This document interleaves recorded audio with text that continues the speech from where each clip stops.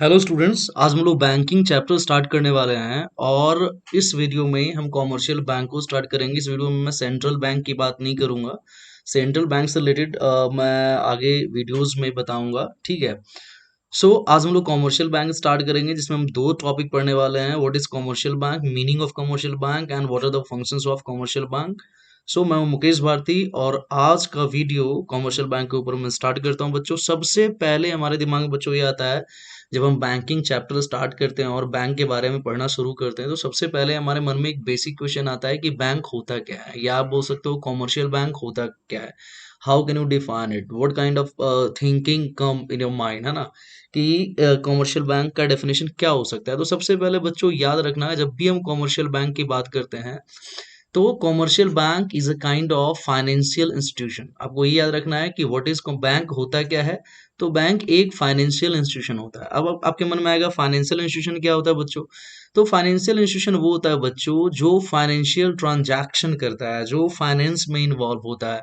अब financial transaction का मतलब क्या है, जैसे भाई ये क्या करता है, जो बैंक है या जो फाइनेंशियल इंस्टीट्यूशन है वो लोगों से डिपॉजिट एक्सेप्ट करता हो, मतलब मनी एक्सेप्ट करता हो, या लोगों को लोन वगैरह देता हो, है ना। तो ये सब क्या हो गया, फाइनेंशियल ट्रांजैक्शन हो गया।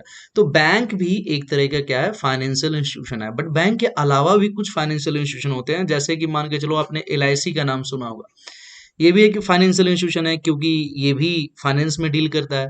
दूसरा आपने मुथूट फाइनेंस का नाम सुना होगा, जहाँ पे हम गोल्ड रखते हैं, कोलैटरल के फॉर्म में सोना रखते हैं और सोना के बदले हमें लोन वगैरह मिलता है। मुथूट फाइनेंस का नाम सुना होगा आपने, बजाज फाइनेंस का नाम सुना होगा, कैपिटल ट्रस्ट का नाम सुना। इस तरह के बहुत तरह के आपको फाइनेंशियल इंस्टीट्यूशन मिलने देखने को मिलेंगे। बट वो फाइनेंशियल इंस्टीट्यूशन बैंक नहीं है। बैंक भी फाइनेंशियल इंस्टीट्यूशन है। और ये सब जो आप देख रहे हो बच्चों, बजाज देखा आपने, मुथूट फाइनेंस आपने देखा, एलआईसी देखा, है ना। तो ये सब भी फाइनेंशियल इंस्टीट्यूशन है, बट दोनों में कुछ डिफरेंस होता है, मैं आपको बताता हूँ, ठीक है। तो मेरे अंदाज से आपको समझ में आ गया होगा बच्चों कि बैंक क्या होता है। सिंपली पहला पहला पॉइंट क्या हो गया कि बैंक एक फाइनेंशियल इंस्टीट्यूशन होता है जो फाइनेंस में डील करता है, ठीक है। अब बैंक को हम बैंक कब कहते हैं, तो सबसे पहले याद रखना कि ये पब्लिक से डिपॉजिट एक्सेप्ट करता है बच्चों, है ना। ये पब्लिक है, पब्लिक मतलब हम जैसे आप जैसे इंडिविजुअल्स हो गए, या कोई फर्म हो गया, कोई ऑर्गेनाइजेशन हो गया, है ना।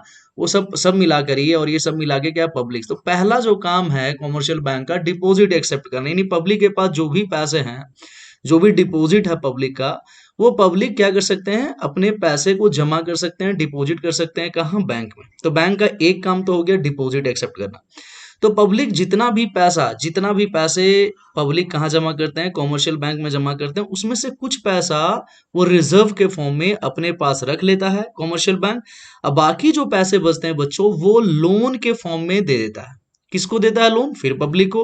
यानी अगर आपको लोन चाहिए, हमें लोन चाहिए, तो बैंक से लेंगे। कोई फर्म है, कोई किसी इन्वेस्टमेंट के लिए पैसा लेना है तो वो भी बैंक से लेगा। मतलब यहाँ दो चीजें हमने देखा कि एक तो कॉमर्शियल बैंक पब्लिक से डिपॉजिट एक्सेप्ट करता है, फिर उस पैसे में से कुछ अपने पास रखता है, और फिर उन पैसों को लोन के फॉर्म में पब्लिक को देता है। तो देखो यहाँ पे जब ये लोन देता है तो इस पे क्या करता है बच्चों, कॉमर्शियल बैंक इंटरेस्ट अर्न करता है।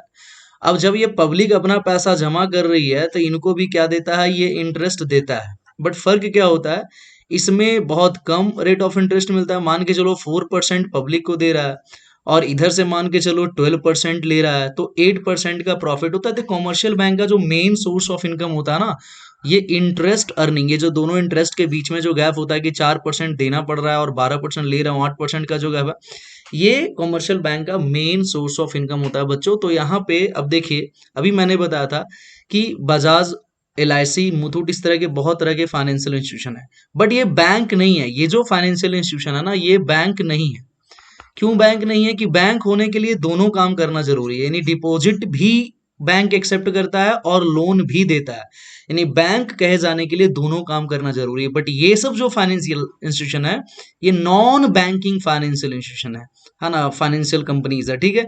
मतलब ये क्या करते हैं, ये जो होता है, ये डिपॉजिट एक्सेप्ट नहीं करते हैं बच्चों। ये डिपॉजिट, रेगुलर डिपॉजिट एक्सेप्ट नहीं करते हैं। किसी पर्टिकुलर टाइप का कर सकते हैं, बट रेगुलर डिपॉजिट एक्सेप्ट नहीं करते हैं। बट इनका मेन काम क्या होता है, लोन एडवांसेस वगैरह देना। तो ये सिंपली याद रखना है कि सभी बैंक फाइनेंशियल इंस्टीट्यूशन होते हैं, बट सभी फाइनेंशियल इंस्टीट्यूशन बैंक नहीं हो सकते हैं। बैंक कहे जाने के लिए बेसिक फंक्शन डिपॉजिट और लोन देना, डिपॉजिट लेना, लोन देना दोनों होता है। बट फाइनेंशियल जो other non banking financial institutions है वो नॉर्मली क्या करते हैं बच्चों, सिर्फ लोन देने का काम करते हैं, वो डिपॉजिट एक्सेप्ट नहीं करते हैं बच्चों, ठीक है। अब देखिए कुछ एग्जांपल हम लोग देख लेते हैं बच्चों। जैसे आपने स्टेट बैंक ऑफ इंडिया का नाम सुना होगा, आईसीआईसी बैंक का नाम सुना होगा, एचडीएफसी बैंक का नाम सुना होगा, है ना। ये दोनों देखिए प्राइवेट कॉमर्शियल बैंक है, ये आपका गवर्नमेंट है। आपने बैंक ऑफ बड़ौदा का नाम सुना होगा, स्टैंडर्ड चार्टर्ड का बैंक सुना होगा, सिटी बैंक का, कुछ कुछ फॉरेन कॉमर्शियल बैंक है ना। तो ये एग्जाम्पल हो गया जहाँ पे हम लोग अपना अकाउंट खुलवाते हैं, डिपोजिट जमा कराते हैं, ठीक है। वो सब क्या हो गया, आपके कॉमर्शियल बैंक के एग्जांपल्स हो गए। ऐसे बहुत सारे आपको एग्जांपल्स मिलेंगे, बहुत तरह के बैंक देखने को मिलेंगे, ठीक है। अब हम लोग चलते हैं बच्चों, कॉमर्शियल बैंक के क्या क्या फंक्शंस होते हैं, ठीक है। तो सबसे पहले देखिए कॉमर्शियल बैंक के 4 फंक्शंस होते हैं। पहला होता है प्राइमरी फंक्शन, दूसरा सेकेंडरी फंक्शन, तीसरा होता है एजेंसी फंक्शन और चौथा होता है जनरल यूटिलिटी फंक्शन। ये चारों फंक्शंस के बारे में बच्चों हम एक एक करके इसमें देखने वाले हैं। तो सबसे पहले हम लोग देखते हैं प्राइमरी फंक्शन। देखो जब भी हम प्राइमरी फंक्शन की बात करते हैं बच्चों, तो प्राइमरी फंक्शन में 2 चीजें आती है। एक तो होता है एक्सेप्टिंग डिपॉजिट, यानी अभी मैंने बताया कि बैंक का जो प्राइमरी यानी मेन फंक्शन है पब्लिक से डिपॉजिट एक्सेप्ट करना। अब देखो जब बैंक पब्लिक से डिपॉजिट एक्सेप्ट करती है तो 3 तरह का डिपॉजिट एक्सेप्ट करती है, ठीक है।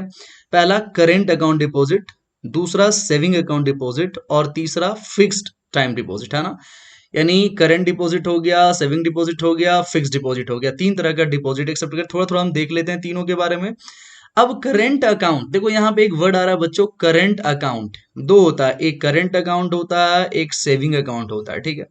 करंट अकाउंट डिपॉजिट के बारे में सिंपली याद रखना, जो करंट अकाउंट होता है that is generally maintained by businessman, ठीक है। जो करंट अकाउंट होता है वो बिजनेसमैन का होता है। हम लोग नॉर्मली जो नॉर्मल पब्लिक है वो सेविंग अकाउंट मेंटेन करती है, बट बिजनेसमैन के लिए क्या होता है, करंट अकाउंट होता है। ऐसे अकाउंट पे, करंट अकाउंट पे अगर आप पैसा जमा करते हैं करंट अकाउंट में, तो आपको क्या करती है बैंक, कोई भी इंटरेस्ट नहीं देती है। प्लस उल्टा क्या करती है, थोड़ा बहुत जो सर्विस करंट अकाउंट का दे रही है बैंक, उसके ऊपर आपसे ही उल्टा क्या करेगी, थोड़ा चार्ज लेगी, ठीक है। अब करंट अकाउंट में जो भी डिपॉजिट होता है बच्चों, उसे हम डिमांड डिपॉजिट या चेकेबल डिपॉजिट बोलते हैं। इसको मैं आगे के वीडियो में बताऊंगा कि डिमांड डिपॉजिट या चेकेबल डिपॉजिट का मतलब सिंपल याद रखना कि आपका पैसा बैंक में जमा है, अब जब चाहो जब उन पैसों को आप जरूरत पड़ने पे निकाल सकते हो, चेक से निकाल सकते हो या किसी भी मीन से आप निकाल सकते हो, ठीक है। तो ये करंट अकाउंट के बारे में हो गया कि बिजनेसमैन मेंटेन करते हैं, कोई इंटरेस्ट इस पे नहीं दिया जाता है, सर्विस चार्ज लिया जाता है, और ऐसे डिपॉजिट्स को हम क्या बोलते हैं, डिमांड डिपॉजिट या चेकेबल डिपॉजिट बोलते हैं। अब आते हैं बच्चों सेविंग अकाउंट के बारे में। सेविंग अकाउंट के बारे में क्या देखते हैं, हम लोग का जो अकाउंट होता है बच्चों नॉर्मली क्या होता है, सेविंग अकाउंट होता है, ठीक है। ये पॉइंट याद रखना। तो सेविंग अकाउंट का पहला पॉइंट क्या होगा, withdrawal facility with some restrictions. अभी देखो हम अपने अगर सेविंग अकाउंट में हमारा पैसा जमा है तो उसको हम कभी भी निकाल सकते हैं, बट कुछ रेस्ट्रिक्शंस होता है। मान के चलो आपके सेविंग अकाउंट में 10 लाख रुपए हैं और अचानक से आप 10 लाख रुपए निकालने चले जाओ, तो हो सकता है आपको नहीं मिले। वहां पे कुछ रेस्ट्रिक्शन होता है कि आप एक दिन में इतना ही पैसा निकाल सकते हैं, या ज्यादा पैसा निकालना होता है तो थोड़ा सा आप पहले से आप बैंक को बताना पड़ता है। तो इसलिए हम बोलते हैं थोड़ा सा रेस्ट्रिक्शन होता है विड्रॉल फैसिलिटी पे, ठीक है। और carries a higher rate of interest. Higher rate of interest किस टर्म में, कि करंट अकाउंट में तो भाई रेट ऑफ इंटरेस्ट मिलता नहीं था, बट इसमें मिल रहा है, तो उस टर्म में रेट ऑफ इंटरेस्ट यहाँ पे मिलता है। और इस डिपॉजिट को भी हम क्या बोलते हैं, डिमांड डिपॉजिट, चेकेबल डिपॉजिट। अब बोलोगे सर डिमांड डिपॉजिट का मतलब तो आपने बताया कि कभी भी निकाल सकते हैं, बट मान के चलो आपने 10 लाख रुपए आपके सेविंग अकाउंट में है, बट आप 2 लाख रुपए ही निकाल सकते हो according to restriction by the bank. तो 2 लाख रुपए ही क्या कहलाएगा, डिमांड डिपॉजिट होगा। जो जिसपे रेस्ट्रिक्शन लगा हुआ है, जिसको नहीं निकाल सकते वो डिमांड डिपॉजिट नहीं होगा, ठीक है। ये पॉइंट याद रखना। तो ये आपका हो गया, किसके बारे में हो गया बच्चों, ये आपका हो गया सेविंग अकाउंट के बारे में, ठीक है। अब आते हैं बच्चों तीसरा, फिक्स्ड। देखो नाम से ही पता चलता है क्या बच्चों, फिक्स्ड, फिक्स्ड टाइम डिपॉजिट। यानी ये जो डिपॉजिट होता है वो फिक्स्ड पीरियड ऑफ टाइम, या वो ये 1 मंथ हो सकता है, या 3 मंथ हो सकता है, 1 ईयर हो सकता है, 2 ईयर, 10 ईयर। यानी एक पर्टिकुलर टाइम पीरियड के लिए आप क्या करते हो, उसको फिक्स कर देते हो, उसके पहले आप पैसे को नहीं निकाल सकते। यानी जिस टाइम पीरियड के लिए आपने जमा करा दिया बैंक में, टाइम डिपॉजिट करा दिया, you can not withdraw it any time, जब भी आप चाहो उस समय नहीं निकाल सकते हो, है ना। इस पे क्या होता है, इसका फायदा क्या होता है कि ये सेविंग अकाउंट से भी हायर रेट ऑफ इंटरेस्ट देता है ना। सेविंग अकाउंट में जो रेट ऑफ इंटरेस्ट मिलता है उससे भी ज्यादा आपको यहाँ पे मिलता है। और ये डिमांड, इस डिपॉजिट को हम डिमांड डिपॉजिट या चेकेबल नहीं बोलते हैं, ये नॉन चेकेबल डिपॉजिट होता है, क्योंकि हम हमेशा अपनी मर्जी से नहीं निकाल सकते हैं। अगर 3 साल के लिए है तो 3 साल के बाद ही निकाल सकते हैं। बट आफ्टर 3 साल के लिए मान के चलो आपने जमा कराया, तो 3 साल तक ये डिमांड डिपॉजिट नहीं है, क्योंकि आप जरूरत पड़ने पे नहीं निकाल सकते। बट 3 साल के बाद जब ये मैच्योर हो जाएगा, ये फिक्स्ड टाइम डिपॉजिट का रेस्ट्रिक्शन खत्म हो जाएगा, आप उसको जब चाहो जब निकाल सकते हो, तो उस केस में क्या बन जाएगा, ये डिमांड डिपॉजिट बन जाएगा। तो ये पॉइंट आपको याद रखना है बच्चों।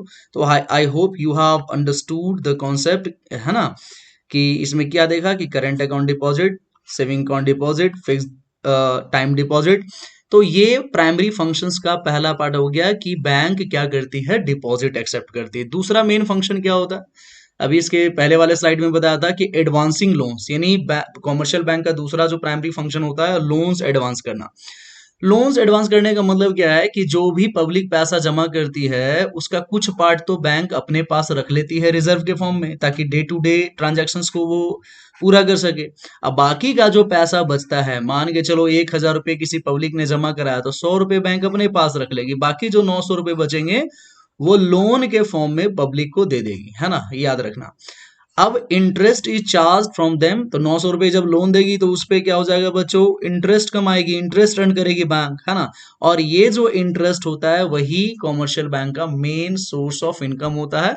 और इसको जब आगे के वीडियोस में जब मैं क्रेडिट क्रिएशन पे जब मैं वीडियो बनाऊंगा, तो उसमें एग्जैक्टली बताऊंगा किस तरीके से कॉमर्शियल बैंक इनकम अर्न करती है या क्रेडिट क्रिएशन करती है।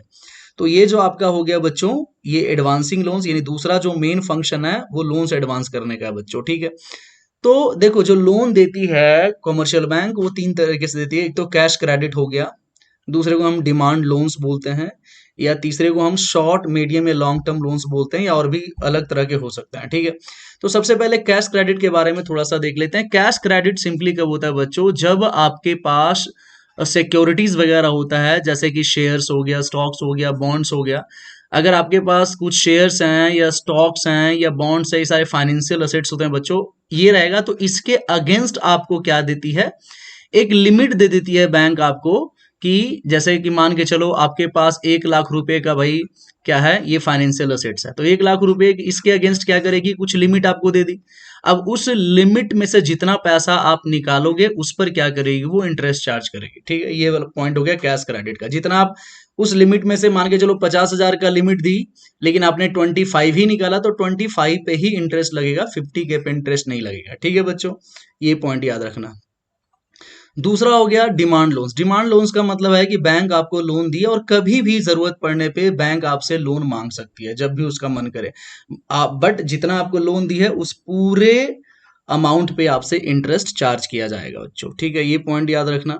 थर्ड आपका है कि शॉर्ट, अगर 1 ईयर तक का लोन है या 3 ईयर्स तक का लोन है या अबव 3 ईयर्स, तो उसके अनुसार शॉर्ट 1 ईयर, 3 ईयर्स तक का, medium above 3 years long term loans होता है। तो इस तरह का कुछ पर्सनल लोन्स होते हैं, होम लोन्स वगैरह होते हैं, है ना। तो इस तरह के लोन्स भी प्रोवाइड करती है। तो इस तरीके से हमने बच्चों देखा, क्या देखा हमने बच्चों, हमने ये देखा हमने ये देखा कि कॉमर्शियल बैंक के प्राइमरी फंक्शन में मेन 2 चीजें आती है। एक तो हो गया क्या बच्चों, एक्सेप्टिंग डिपॉजिट, दूसरा क्या हो गया, एडवांसिंग लोन्स, ठीक है। अब हम लोग आते हैं बच्चों सेकेंडरी फंक्शन। जब सेकेंडरी फंक्शंस की बात करते हैं तो 2 उसमें मेन आता है, देखो उसको ध्यान से समझना। पहला होता है ओवरड्राफ्ट फैसिलिटी, ठीक है।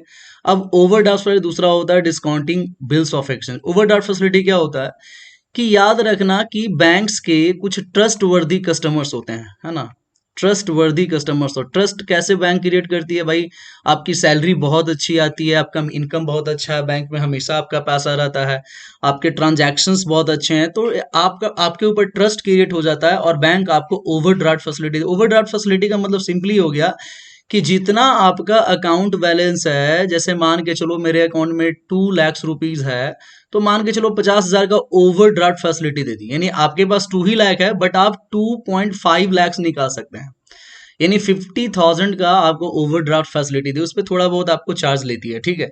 तो ये आपका ओवरड्राफ्ट फैसिलिटी हो गया, ट्रस्ट वर्दी कस्टमर्स के लिए होता है। ओवरड्राफ्ट का मतलब है कि जितना आपके बैलेंस में उससे ओवर, मतलब उससे ज्यादा आप निकाल सकते हैं। जितना आप ज्यादा निकालेंगे उससे क्या मिलेगा आपको, क्या देना पड़ेगा, इंटरेस्ट देना पड़ेगा, ठीक है। ये पॉइंट क्लियर हो गया बच्चों। दूसरा देखो, सबसे जो ज्यादा इंपॉर्टेंट है बच्चों, वो क्या है, डिस्काउंटिंग बिल्स ऑफ एक्सचेंज। देखो इसमें बच्चे बहुत ज्यादा कंफ्यूज, सेकंड पॉइंट होगा, इसमें बच्चे बहुत ज्यादा कंफ्यूज होते हैं discounting bills of exchange. Simply इसमें क्या होता है कि डिस्काउंटिंग बिल्स ऑफ एक्सचेंज मतलब सेलर और जाता है डिस्काउंट करने के लिए बैंक के पास बिल्स ऑफ, इसको मैं एक एग्जांपल समझाऊंगा ज्यादा बेटर होगा, ठीक है। जैसे देखो यहाँ पे एक बैंक है, यहाँ पे सेलर है, ये खास करके इंटरनेशनल ट्रेड में होता है, एक्सपोर्ट इंपोर्ट के केस में होता है।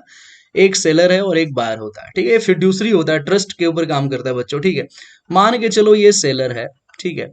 इसने मान के चलो 10,000 रुपए का, मान के चलो 10,000 रुपए का सामान बेचा, किसको बेचा? बायर को। बट बायर के पास अभी देने के लिए पैसे नहीं है, तो बायर क्या कहता है, एक बिल्स ऑफ एक्सचेंज होता है, एक फाइनेंशियल पेपर होता है बिल्स ऑफ एक्सचेंज। लेकिन ये हर कोई बिल्स ऑफ एक्सचेंज नहीं दे सकता है ना। बैंक के पास अपना इसका एक क्रेडिट होता है, बैंक को भरोसा होता है, ये बहुत बड़े लेवल के बायर्स होते हैं, ठीक है। तो इनके हिस्टोरिकल रिकॉर्ड से बैंक को इस पे क्या होता है, ट्रस्ट होता है। तो ये बिल्स ऑफ एक्सचेंज इशू कर देता है, किसके नाम से इशू कर देता है भाई? सेलर के नाम से। तो अब ये बिल्स ऑफ एक्सचेंज चला गया सेलर के नाम पे, इसका एक डेट होता है, मान के चलो कि 10th जुलाई का डेट है, ठीक है, बिल्स ऑफ एक्सचेंज। तो ये बिल्स ऑफ एक्सचेंज सेलर के पास चला गया, है ना। पैसा तो बायर्स नहीं दिए, बायर्स ने इसे खरीद तो लिए सामान, लेकिन पैसे नहीं थे तो बिल्स ऑफ एक्सचेंज दे दिया, लेकिन और डेट दे दिया कि 10th जुलाई तक है, बिल्स ऑफ एक्सचेंज का डेट है 10th जुलाई तक का। लेकिन सेलर को अगर पहले पैसे का जरूरत पड़ जाए, मान के चलो 5th ऑफ जुलाई को ही जरूरत पड़ जाए, तो ये सेलर क्या करेगा, बैंक के पास जाएगा बिल्स ऑफ एक्सचेंज लेकर, क्या करने के लिए? डिस्काउंट करवाने के लिए, इन कैश करवाने के लिए। तो भाई बैंक क्या देखेगा कि इस पर तो 10th जुलाई का डेट है, लेकिन वो 5 जुलाई को पैसा मांग रहा है, तो बैंक को कोई दिक्कत नहीं होता, बैंक को ट्रस्ट होता है। बैंक क्या करता है, मान के चलो 5% कमीशन काट लेता है, इसी कमीशन काटने को डिस्काउंटिंग बोलते हैं ना। तो 5% अपना इसका कमीशन होता है, 10,000 में से 500 रुपए काट लेगा, और 9500 किसको दे देगा? सेलर्स को दे देगा। भाई सेलर्स का काम तो निकल गया, आ गया 500 रुपए, बैंक ने अपना कमीशन भी रख लिया। अब बाकी जब 10 जुलाई का डेट आएगा बच्चों, तो इसके अकाउंट से, यानी जिसने बिल्स ऑफ एक्सचेंज पर साइन किया था, इसके अकाउंट से बैंक अपना क्या करेगा, 10,000 रुपए क्या करेगा, डिडक्ट कर लेगा। इस प्रोसेस को क्या बोलते हैं? डिस्काउंटिंग बिल्स ऑफ एक्सचेंज बोलते हैं। तो कॉमर्शियल बैंक का ये भी एक बहुत बड़ा इंपॉर्टेंट फंक्शन होता है, ये पॉइंट आपको याद रखना है, ठीक है बच्चों। अब देखिए हमारे पास आता है एजेंसी फंक्शन। एजेंसी फंक्शन में एक आता है transfer of funds, remittances of facility. देखिए बैंक में अगर आपका पैसा जमा है, आप कभी कभी भी एक जगह से दूसरी जगह क्या कर सकते हैं, बैंक को, 1 मिनट बच्चों,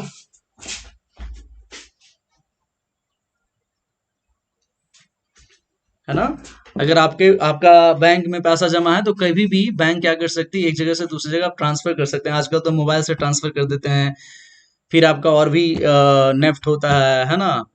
और उसके बाद इलेक्ट्रॉनिकली भी ट्रांसफर कर सकते हैं। तो बैंक एजेंसी फंक्शन में एक ये होता है। दूसरा collection and payments of various item. इसमें क्या होता है बच्चों, इसमें आपको क्या पॉइंट याद रखना है, ये भी आपको पता है कि अगर कॉमर्शियल बैंक को आप ऑथराइज करते हैं, कॉमर्शियल बैंक को अगर आप पहले से ही नोटिस देते हैं, तो क्या करती है, आपके नाम से किसी भी तरह, आपका नाम से चेक आएगा, आपके नाम से कोई बिल्स आएगा, कोई ड्राफ्ट आता है, कोई इंटरेस्ट आता है, कोई डिविडेंड आता है, किसी तरह का रेंट आता है, या कोई अदर रिसीट्स आता है, तो वो आपके तरफ से बैंक क्या करेगी, एक्सेप्ट कर लेगी, आपके अकाउंट में पैसे जमा हो जाएंगे, क्रेडिट हो जाएगा।